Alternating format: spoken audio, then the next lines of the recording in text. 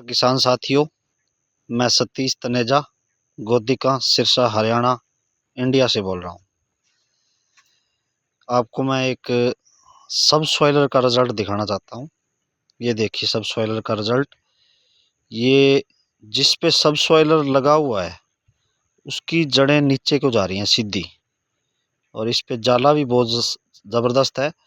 और जो जिस पे सब सॉइलर नहीं लगा हुआ उसकी जड़ें साइड में जा रही हैं। ये देखो इतना फ़र्क है सब सॉइलर में और बिना सब सॉइलर लगा का। और ये मेरी सरसों है सब सॉइलर लगी हुई, और ये सरसों है बिना सब सॉइलर लगी, और सेम सीड है और सेम डे की बिजाई है।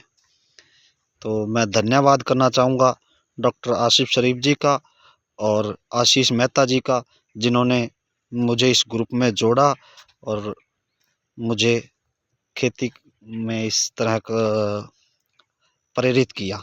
धन्यवाद, धन्यवाद।